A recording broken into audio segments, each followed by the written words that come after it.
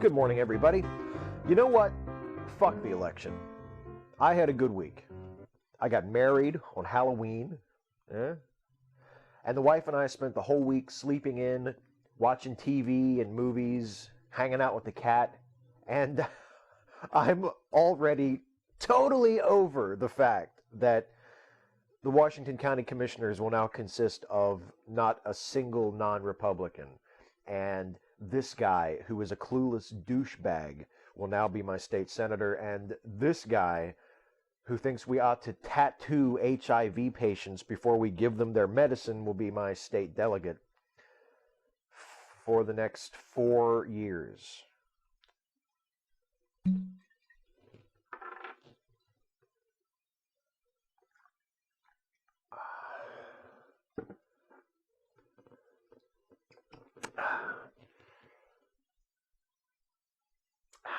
Totally over it.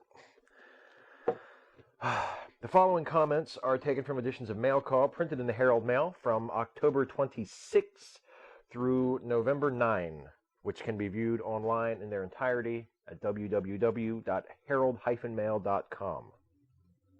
First up from Hagerstown. I've noticed that a lot of people like to call into Mail Call complaining about various issues and things.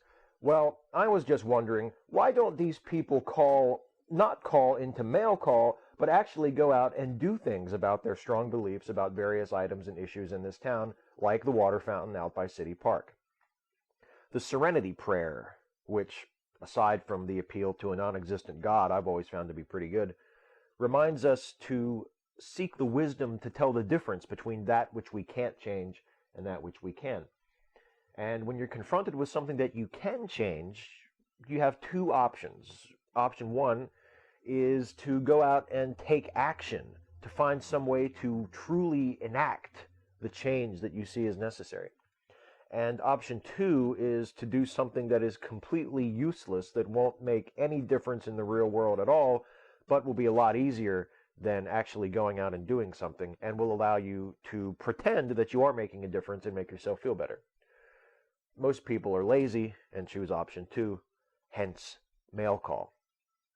Also prayer. What are constitutional rights? What if a person is denied the right to donate blood at the Bloodmobile? Cannot join the Girl Scouts if he's a boy, or cannot join the Boy Scouts if she is a girl? What about the hundreds of physical disabilities which prevent one from being a military member? What if an individual chooses to deny or disobey a military order? Civil law should not govern the military. Falling Waters, West Virginia. I think Falling Waters is referring to the issue of gays in the military here. That's just a guess, because I've heard arguments similar to this made recently by those who favor continuing the ban on open homosexuals serving in the armed forces. The objection to banning gays in the military isn't based on an opposition to all forms of discrimination. It's based on an opposition to bigoted, prejudicial forms of discrimination. Nobody's suggesting that service in the military is an absolute constitutional right, but what is a constitutional right is to not be deprived of opportunities because of prejudiced, bigoted, discriminatory policies. Got it?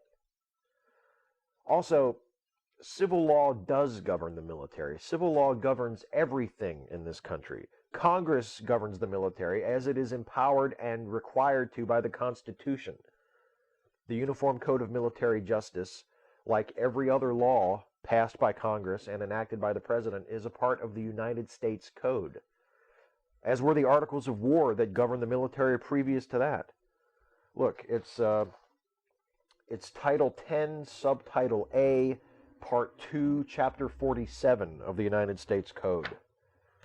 Look it up.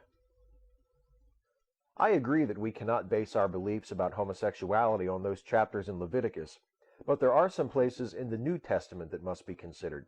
Please read the first chapter of Romans, especially verses 26 through 29, and 1 Corinthians chapter 6, verse 9. It's even plainer in newer translations. Mercersburg, Pennsylvania. I agree with your agreement that we can't base our beliefs about homosexuality on those chapters of Leviticus. But why not take it one step further and say that we shouldn't base our beliefs about anything on any part of the Bible, but rather on reason and an open, honest examination of the facts and the moral and philosophical questions that we're all faced with? Can we do that? Shit, what am I thinking? Of course we can't. It's disgusting to hear people out in the community use the F word. It is such a disgusting, horrible, profanity curse word. They use it on the buses. They use it all around. It's like if you don't have any respect or anything for yourself, that's bad enough. But when you're out in the public, the general public, other people like myself do not want to hear your filthy words. And years ago, when people would say that, especially around other people, they would be told, some people need to control their tongue when they're out in public. Hagerstown. It's funny how we all have different definitions of vulgarity. Being that my website and my YouTube channel are both called Steve Likes to Curse, this will come as a shock, but I'm not offended by the word fuck at all. In fact, it's my favorite word, and how could it not be? It's the most useful and versatile word in our language. My friend Varjak, my old buddy, told me that he once heard someone actually pronounce the sentence, "Fuck those fucking fuckers." What a syntactic marvel that is. Every word in that sentence, except for the demonstrative, those, is a derivative of fuck. The noun, the verb, the adjective, all forms of fuck. Words like fuck and shit and cunt and cocksucker and motherfucker and asshole don't offend me at all. But in the right context, or the wrong context, depending on your perspective, words like nigger and faggot and other epithets of bigotry offend me a great deal. So do terms like lib or neocon when they're wielded as epithets used to demean or reduce people that we don't agree with or we don't understand. You want to hear a funny one? The word bastard has never offended me in the least. Not even when it's used in its original context. But the word illegitimate, when used in that same context to describe a child born to unmarried parents, that might be the most offensive word I know. A quirk of mine. For the mom who didn't want her 5-year-old to see the abortion pictures, then don't support the murder of the unborn, and people who care won't have to show us the truth. Abortion is gruesome, bloody, painful in some cases, as they must suck the child's brain out before they remove it from the mother, late-term abortion. Otherwise it is considered murder. The child is alive when this happens. The pictures are of real abortions and its aftermath. Can't handle the truth, I suppose, Mom. I'll give your president the same respect you gave mine, Bush, 2000 to 2008, Morgansville. The pictures are of real abortions, but I wouldn't call them the truth. It's not the content I have a problem with, it's the presentation. Take a look at this. These are abortion protesters from the UK because this picture is the best example I could find of what I'm talking about. But signs exactly like this, of exactly this scale, are used by American abortion protesters too. Look at the size of the aborted fetus on that banner. It's bigger than the full-grown people holding it up. In reality, that fetus was about the size of the second figure from the left in this picture, something the size of a peanut, enlarged to the size of an adult human. Photos like this aren't meant to inform. They're meant to shock. And they're used by people who have no interest in having a serious discussion about a very serious subject. And that's the problem. By the way, if the photo on that banner were scaled to present that fetus at actual size, it would look something like this. Less gruesome? Not really, but more honest. To the caller from Frederick that is discussing the Democrats insulting people they disagree with, when you've lost the intellectual argument, you resort to insults. Hagerstown. Has an intellectual argument taken place? Sorry I missed that.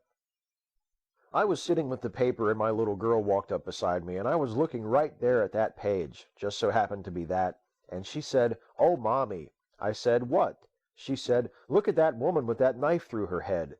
I said, oh my. So I said, well, I don't know what was going on, so I hadn't read it yet.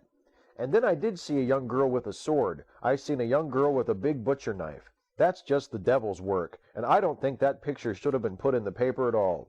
Boonesboro.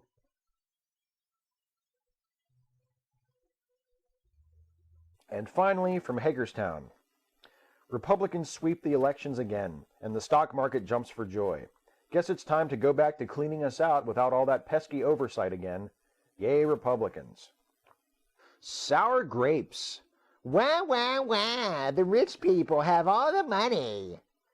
Well, no shit, Sherlock. That's what makes them rich. By definition. You bleeding heart socialists just have to accept reality. We asked the richest members of our society to contribute a tiny bit more to help out the rest of us, and they said no. So just get over it. It's not like there's anything any of us can do about it.